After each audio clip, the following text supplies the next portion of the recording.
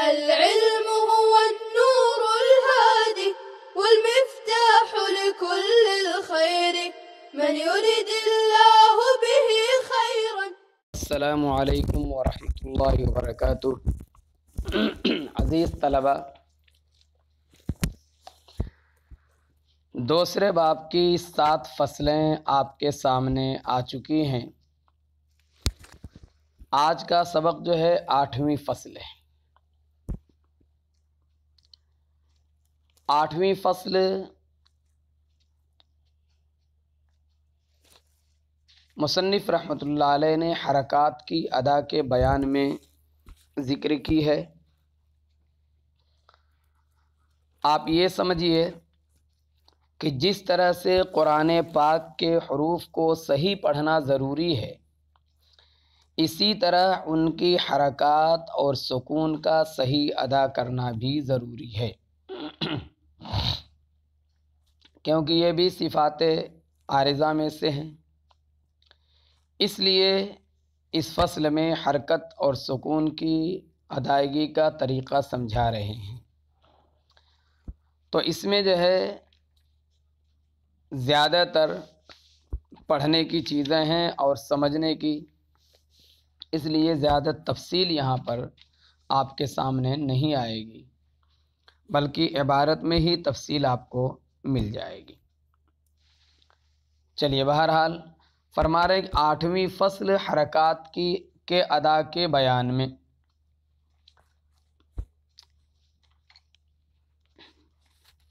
حرکت آپ جانتے ہیں فتحہ، کسرہ اور ضمہ۔ اب ان کو ادا کس طرح سے کیا جائے گا؟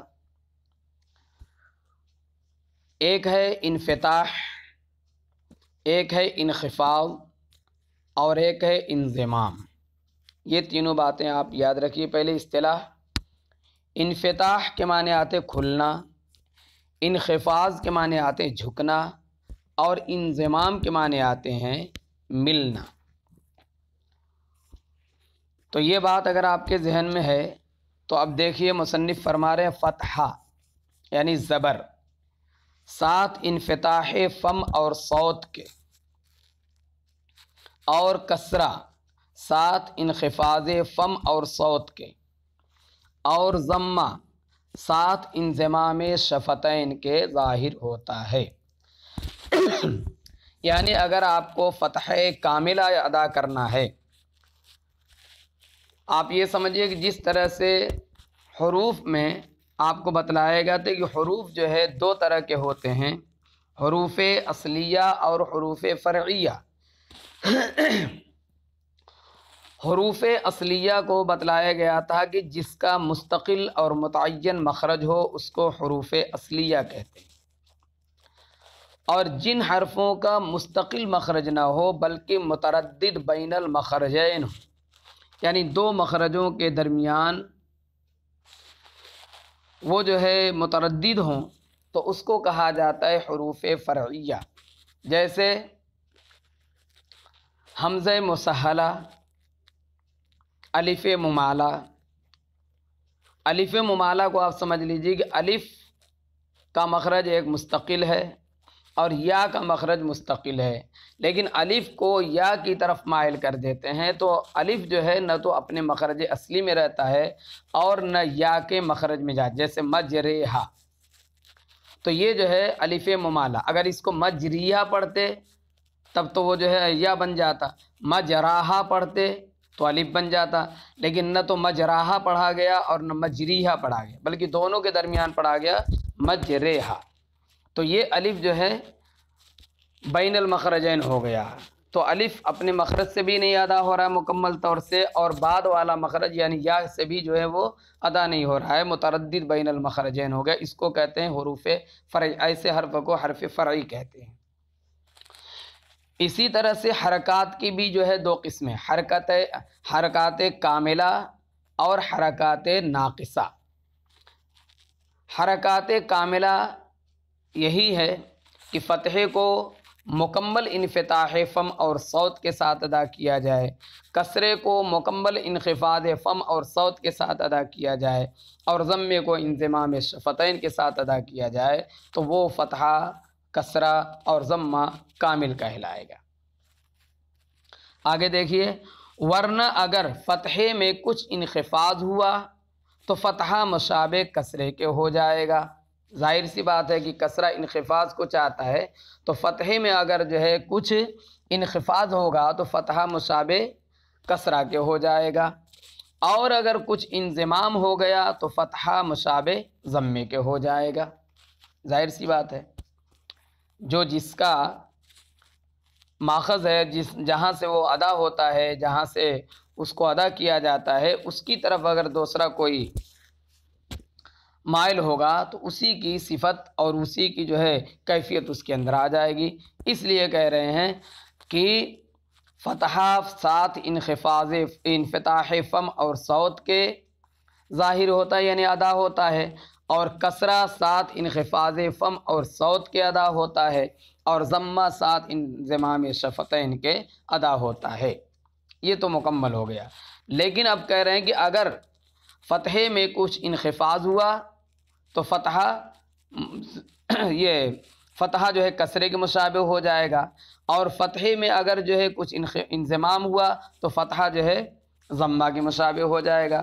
ایسا ہی کسرے میں اگر کامل انخفاض نہ ہوگا، ایسا ہی کسرے میں اگر کامل انخفاض یعنی جھکاؤ، انخفاض فم اور صوت نہ ہوگا تو مشابہ فتحہ کے ہو جائے گا، بشرطے کہ انفتاح ہو گیا ہو، اور اگر کچھ انضمام پایا گیا تو کسرہ مشابہ ضمے کے ہو جائے گا۔ ذرا یہاں پہ تعبیر مصنف رحمۃ اللہ علیہ نے بدل دی ہے۔ پہلے آپ نے دیکھا کہ فتحے کو کہا کہ فتحہ اگر فتحے میں کچھ انخفاض ہوا تو فتحہ جو ہے مشابہ کسرے کے ہو جائے گا، اور اگر فتحے کے اندر کچھ انضمام ہوا تو ضمے کے مشابہ ہو جائے گا۔ تو ایسے ہی آپ یہ سمجھ لیجئے کہ کسرے میں اگر کامل انخفاض نہیں کرتے ہیں اور اس کے اندر کچھ انفتاح ہو جائے تو کسرہ جو ہے فتحے کے مشابہ ہو جائے گا، اور اگر جو ہے کچھ انضمام ہو جائے تو ضمے کے مشابہ ہو جائے گا۔ اسی طرح اگلی حرکت اور دیکھیے، اور ضمہ میں اگر انضمام کامل نہ ہوا تو ضمہ مشابہ کسرے کے ہو جائے گا، بشرطے کہ کسی قدر انخفاض ہو گیا ہو، اور اگر کسی قدر انفتاح پایا گیا تو فتحہ مشابہ تو ضمہ جو ہے فتحہ کے مشابہ ہو جائے گا۔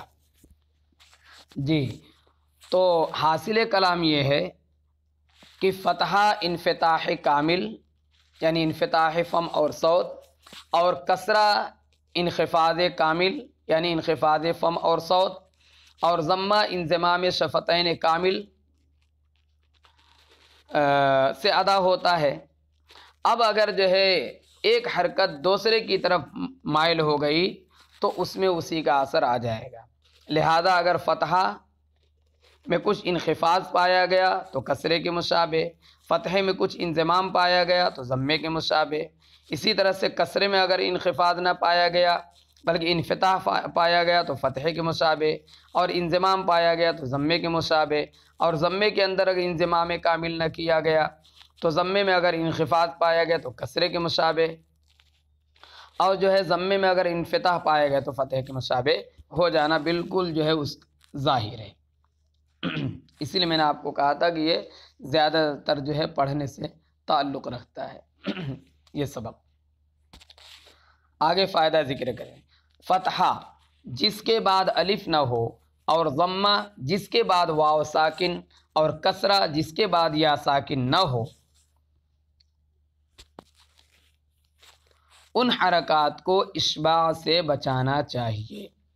یعنی جن حرکات کے بعد اس کے مناسب حرف علت نہ ہو، یعنی فتحے کے بعد الف نہ ہو، ضمے کے بعد واو نہ ہو ساکن، اور کسرے کے بعد یا ساکن نہ ہو، تو اس کو جو ہے اشباع سے بچانا چاہیے، حرکت کو کھینچنا نہیں چاہیے۔ اشباع یعنی کھینچنا۔ ورنہ یہی حروف پیدا ہو جائیں گے، یہ حروف پیدا ہو جائیں گے۔ جیسے مثال کے طور پر اگر جو ہے الحمدللہ رب العالمین ایسا پڑھنا ہے، اب آپ پڑھیں الحمدللہ رب العالمین، اب جو الحمد کی دال پہ جو پیش تھا اس پیش کو آپ نے کیا کیا، کھینچ دیا۔ جب آپ نے پیش کو کھینچ دیا تو اب جو ہے اس کی وجہ سے کیا ہو گیا، دال کے بعد واو پیدا ہو گیا۔ اس لیے کہہ رہے ہیں کہ جس فتحے کے بعد الف نہ ہو، جس ضمے کے بعد واو ساکن نہ ہو، جس کسرے کے بعد یا ساکنہ نہ ہو، تو ان کو جو ہے کھینچنا نہیں چاہیے، ان حرکات کو اشباع اور کھینچنے سے بچانا چاہیے، ورنہ یہی حروف پیدا ہو جائیں گے۔ آگے اور بتلا رہے ہیں ایسا ہی ضمے کے بعد جب واو مشدد ہو اور کسرے کے بعد یا مشدد ہو، مثل عدو، سوی، لجین، اس وقت بھی اشباع سے احتراز نہایت ضروری ہے، ورنہ آپ پڑھیں گے عدو ودو ہو جائے گا، حالانکہ پڑھنا کیا ہے عدو، عدو، سوی، اگر آپ کے جو سوی ایسا ہو جائے گا، مد ہو جائے گا، تو اس وقت بھی اشباع سے احتراز نہایت ضروری ہے، خصوصاً وقف میں زیادہ خیال رکھنا چاہیے، ورنہ جو ہے وقف کے اندر کیا ہوگا، ایک دوسری غلطی ہوگی کہ ورنہ مشدد مخفف ہو جائے گا۔ جیسے آپ نے یوں کیا ادو، تشدید کا خیال نہیں کیا آپ نے، تو ادو واو مدہ ہو گیا، حالانکہ یہاں پر واو مدہ نہیں تھا، ادو، تو اس طرح پڑھنا چاہیے۔ آگے کہہ رہے ہیں فائدہ، جب فتحہ کے بعد الف اور ضمہ کے بعد واو ساکن غیر مشدد ہو اور کسرے کے بعد یا ساکن غیر مشدد ہو تو اس وقت ان حرکات کو اشباع سے ضرور پڑھنا چاہیے، ورنہ یہ حروف ادا نہ ہوں گے۔ فتح کے بعد الف ہو، ضمہ کے بعد واو ساکن غیر مشدد ہو، مشدد والی مثال اوپر آ چکی ہے، اور کسرے کے بعد یا ساکن غیر مشدد ہو تو وہاں پر جو ہے ان کو حرکت کو بڑھانا چاہیے، ورنہ وہ حروف ادا نہیں ہوں گے۔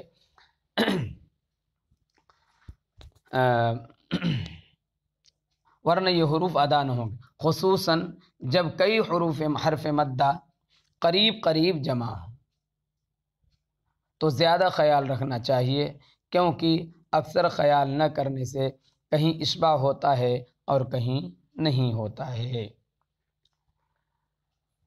جی، آپ کو بتلایا گیا تھا کہ فتحے میں کامل انخفاض ہونا چاہیے، کامل جو ہے انفتاح ہونا چاہیے، اس میں انخفاض نہ پایا جائے، انضمام نہ پایا جائے، کیونکہ انخفاض پایا جائے گا تو فتحہ جو ہے کسرے کے مشابہ، اور انضمام پایا جائے تو فتحہ جو ہے ضمے کے مشابہ ہو جائے گا۔ تو اب جو ہے کہیں کہیں ایسا ہوگا اگر روایتاً تو وہاں کریں گے۔ فائدہ، مجرحہ جو سورہ ہود میں ہے، اصل میں لفظ مجراحہ، اصل میں لفظ کیا ہے مجراحہ ہے،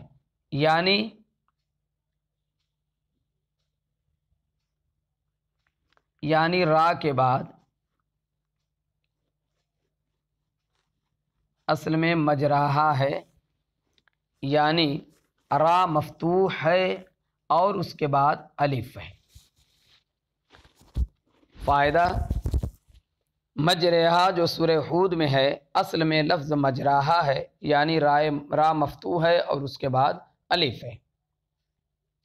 اس جگہ چونکہ امالہ ہے، اس وجہ سے فتح خالص اور الف خالص نہ پڑھا جائے گا، یعنی مجراحہ نہیں پڑھا جائے گا، اور نہ ہی جو ہے کسرہ اور نہ یا خالص پڑھی جائے گی،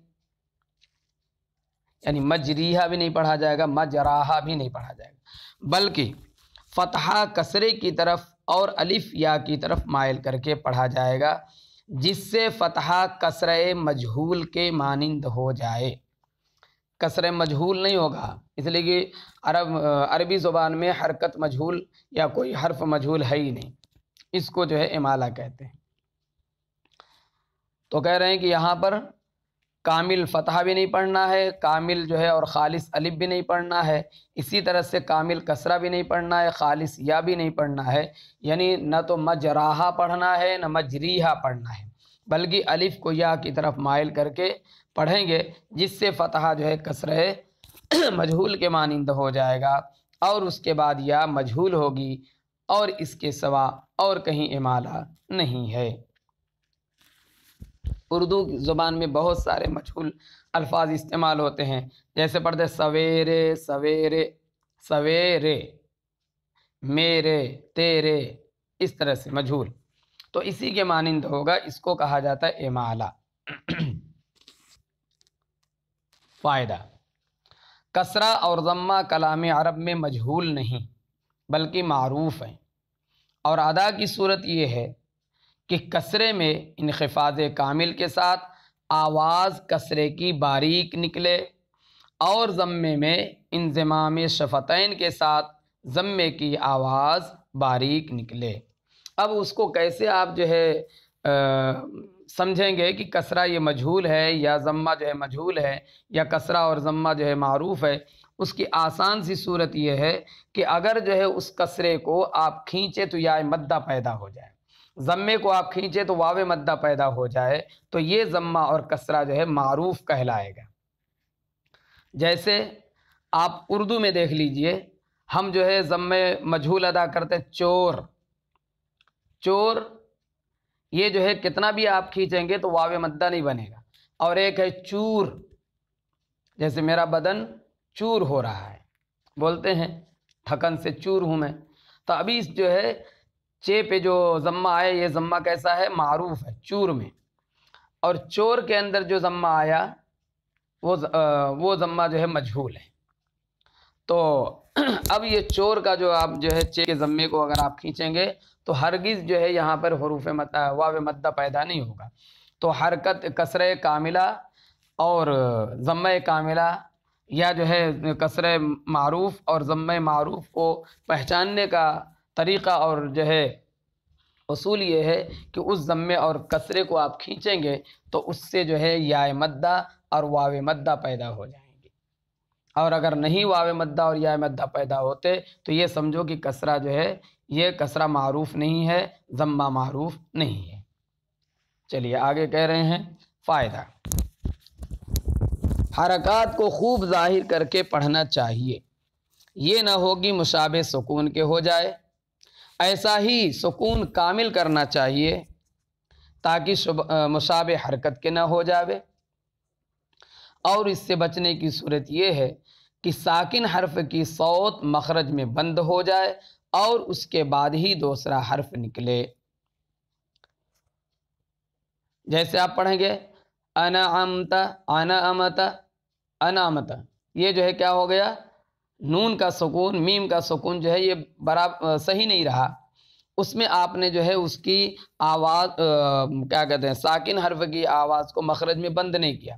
اب اس کو آپ یوں پڑھیں انعمت، انعمت، نون بھی ساکن اور میم بھی ساکن،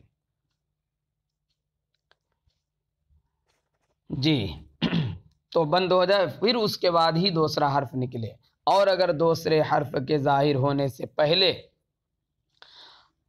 مخرج میں جنبش ہو گئی تو لا محالہ یہ سکون حرکت کے مشابہ ہو جائے گا۔ جیسے میں نے ابھی آپ کو مطلب انعمت پڑھ رہے ہیں آپ، الحمدللہ، الہ ہو جاتا ہے۔ البتہ حروف قلقلہ اور کاف اور تا کے مخرج میں جنبش ہوتی ہے، جنبش ہونا یہ الگ چیز ہے۔ کہہ رہے فرق اتنا ہے کہ حروف قلقلہ میں جنبش سختی کے ساتھ ہوتی ہے اور کاف اور تا میں نہایت نرمی کے ساتھ جنبش ہوتی ہے۔ اس کا پورا بیان جو ہے حروف قلقلہ کا آپ نے باب الصفات میں پڑھ لیا ہے۔ تو اب جو ہے اس میں مصنف رحمۃ اللہ علیہ نے حرکات کو اور سکون کو ادا کرنے کا طریقہ بتلایا ہے۔ سکون کو صحیح ادا کرنے کا طریقہ یہ ہے کہ سکون کی ادائیگی میں دو باتوں کا خیال رکھنا چاہیے۔ ایک تو یہ کہ ساکن حرف کی آواز مخرج میں بند ہو جائے، دوسرے یہ کہ آواز بند ہونے کے فوراً بعد ہی دوسرا حرف نکلے۔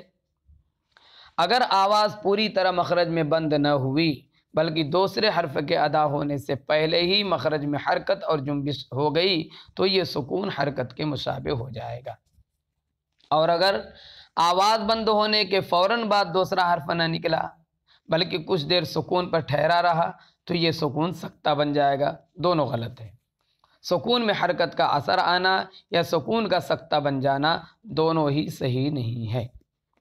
اس لیے جو ہے مصنف نے جو بتلایا کہ اس کو کس طرح ادا کریں گے، ساکن حرف کی صوت مخرج میں بند ہو جائے۔ البتہ حروف قلقلہ کے بارے میں بتلایا کہ قاف حروف قلقلہ اور اسی طرح سے کاف اور تا میں جب یہ ساکن ہوتے ہیں تو ان میں دوسرے حرف کے ادا ہونے سے پہلے ہی مخرج میں جنبش اور حرکت ہو جاتی ہے، مگر کاف اور تا کو حروف قلقلہ نہیں کہتے کیونکہ حروف قلقلہ اور کاف و تا دونوں کی جنبش میں فرق ہے۔ حروف قلقلہ میں جو جنبش ہوتی ہے نہایت قوی اور سخت اور بلند ہوتی ہے، اور کاف و تا میں جو ہے نہایت ضعیف اور نرمی کے ساتھ ہوتی ہے۔ حروف قلقلہ اور کاف و تا کی جنبش میں فرق کی وضاحت اس طرح ہے کہ حمزہ کے علاوہ باقی تمام حروف شدیدہ ہیں۔ باقی تمام حروف شدیدہ میں ادائیگی کے وقت، یعنی حمزہ کے علاوہ باقی تمام حروف شدیدہ میں ادائیگی کے وقت اولاً صفت شدت کی وجہ سے مخرج پر آواز سختی کے ساتھ ٹھہرتی ہے، پھر انفصال عضوین ہوتا ہے، یعنی دو جسموں کے ملنے سے حرف ادا ہوتا ہے تو انفصال ہوتا ہے، یعنی ایک عضو دوسرے عضو سے الگ ہوتا ہے جس سے ایک آواز پیدا ہوتی ہے۔ اور حروف قلقلہ میں چونکہ یہ حروف قلقلہ شدیدہ مجہورہ ہیں اس لیے ان میں ایک عضو کا دوسرے عضو سے الگ ہونا قوت اور سختی کے ساتھ ہوتا ہے، اور اس سے جو آواز پیدا ہوتی ہے وہ بھی قوی اور بلند ہوتی ہے۔ اور کاف اور تا کے اندر چونکہ شدیدہ محموسہ ہیں اس لیے ان میں ایک عضو کا دوسرے عضو سے الگ ہونا صفت حمس کی وجہ سے نہایت نرمی کے ساتھ ہوتا ہے، اور اس سے جو آواز پیدا ہوتی ہے وہ بھی نہایت ضعیف ہوتی ہے۔ دوسرے شخص کو تو کیا وہ آواز جو ہے سنائی دے گی، خود پڑھنے والے کو بغیر توجہ اور دھیان کے سنائی نہیں دیتی، لیکن بہرحال جنبش ہوتی ضرور ہے۔ بس چونکہ کاف و تا میں جنبش نرمی کے ساتھ ہوتی ہے اس لیے اس میں جو ہے اس کو جو ہے حروف قلقلہ میں شمار نہیں کیا گیا ہے۔ آخری فائدہ پڑھ کر کے جو ہے یہ سبق ختم کیا جاتا ہے۔ فائدہ، کاف و تا میں جو جنبش ہوتی ہے اس میں ہا یا سین یا سا کی بو نہ آنی چاہیے۔ یہ بھی جو ہے ایک عجیب سا لوگوں نے یہ بنا لیا ہے کہ کاف اور تا کی ادائیگی میں ہا کی آمیزش کر دیتے ہیں، جو کہ غلط ہے۔ بہرحال کاف اور تا میں جنبش ہونے کے وقت ہا یا سین یا سا کی بو نہیں آنی چاہیے۔ بہرحال یہ 8ویں فصل اور یہاں پہنچ کر کے باب دوم جو ہے ختم ہو گیا۔ اب جو ہے تیسرا باب جو ہے آپ کا انشاءاللہ آئندہ سبق میں شروع ہو جائے گا۔ السلام علیکم ورحمۃ اللہ وبرکاتہ۔ السلام عليكم، لا تنسوا الاعجاب بالفيديو والاشتراك في القناة تشجيعا لنا لنستمر بنشر المزيد إن شاء الله.